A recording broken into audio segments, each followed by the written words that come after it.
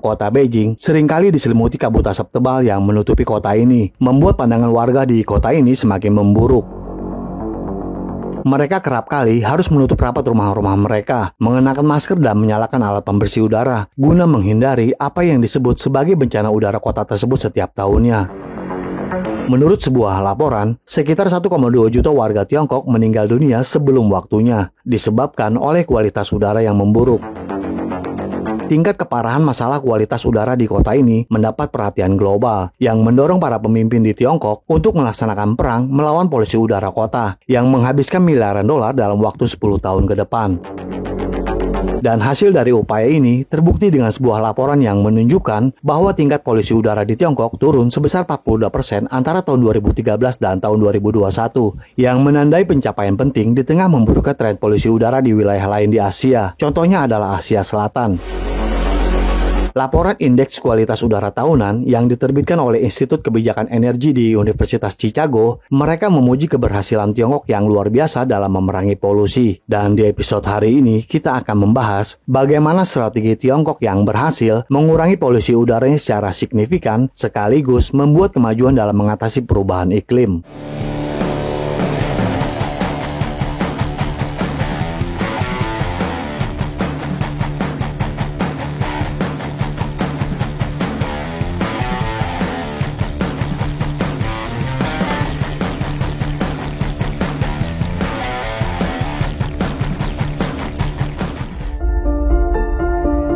Seperti yang diketahui oleh banyak orang bahwa Tiongkok adalah pabrik dunia dengan pertumbuhan ekonomi yang pesat.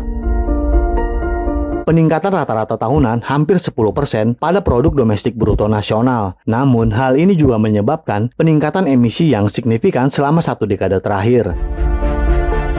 Tiongkok mengeluarkan lebih banyak gas rumah kaca setiap tahunnya dibandingkan dengan negara manapun secara global.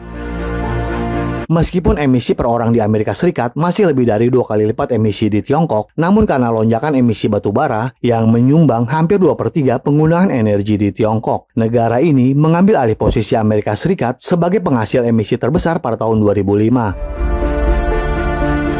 Tiongkok memimpin sebagai produsen batu bara terbesar di dunia dan bertanggung jawab atas sekitar setengah dari penggunaan batu bara di seluruh dunia. Meskipun upaya pemerintah menghentikan pembangkit listrik tenaga batu bara yang baru pada tahun 2016, namun terdapat lonjakan pembangunan pembangkit listrik baru setelah larangan tersebut dicabut pada tahun 2018.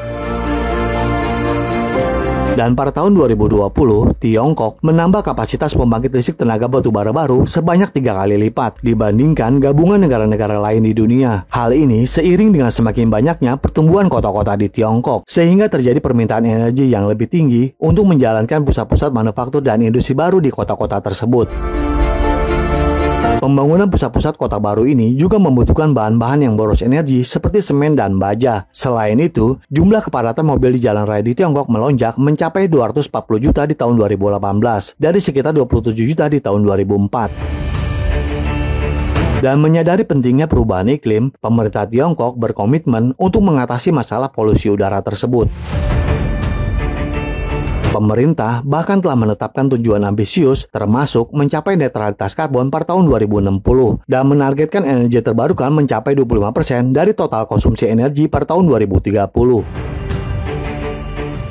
Pada bulan September tahun 2013, pemerintah kota Beijing meluncurkan rencana aksi 5 tahun sebagai respon terhadap parahnya polusi udara yang mengganggu kota tersebut. Rencana tersebut memiliki tujuan yang ambisius, yaitu menjaga kesehatan masyarakat dan mendorong pertumbuhan jangka panjang yang berkelanjutan. Rencana ini menguraikan target spesifik dan menerapkan standar emisi yang lebih ketat sebelum peraturan nasional diberlakukan. Kesenjangan penting dalam penegakan hukum pun telah diatasi untuk memastikan implementasi yang efektif. Salah satu fokus utama rencana ini adalah pada sektor transportasi untuk mengatasi masalah emisi kendaraan. Kota ini memperkenalkan sistem lotre untuk plat nomor, sehingga lebih sulit untuk mendapatkan plat nomor untuk mobil bertenaga bahan bakar fosil dibandingkan dengan mendapatkan plat untuk kendaraan listrik. Sederhananya, pemerintah mendorong peralihan ke pilihan transportasi yang lebih bersih. Dan rencana tersebut juga menargetkan lalu lintas truk dengan mengarahkan truk untuk menggunakan jalur sabuk sehingga mengurangi kemacetan dan emisi di dalam kota. Tiongkok pernah terkenal sebagai kerajaan sepeda, namun kini beralih ke penggunaan mobil karena pertumbuhan ekonomi dan urbanisasi berdampak negatif pada kualitas udara. Jadi, untuk menghidupkan kembali aktivitas bersepeda, Beijing memperkenalkan kembali program berbagi sepeda untuk mempromosikan perjalanan ramah lingkungan.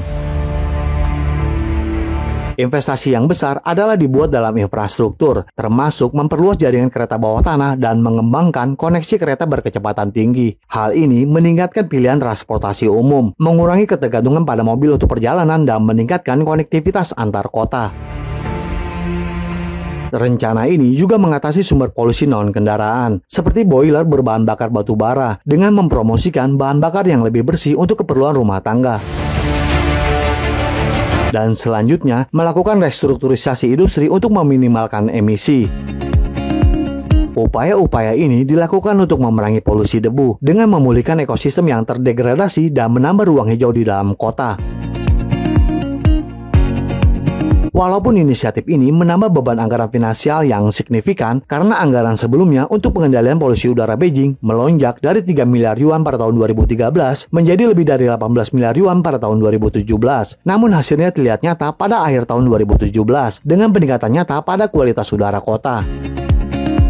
Penurunan kualitas udara sebesar 35%, rata-rata konsentrasi PM2 5 tahunan sejak tahun 2013. Penurunan kadar sulfur dioksida sebesar lebih dari 93% sejak tahun 1998, dan penurunan nitros dioksida sebesar hampir 38%, menandai kemajuan dalam perjuangan kota ini melawan polusi udara. Dan pertanyaannya, akankah Tiongkok menjadi pemimpin dalam energi terbarukan? Tiongkok saat ini sedang memacu dalam memetakan jalur hijau dengan energi bersihnya, mendukung inisiatif masa depan hijau Tiongkok dengan kecepatan dan skala yang tak tertandingi dalam ekspansi energi terbarukan.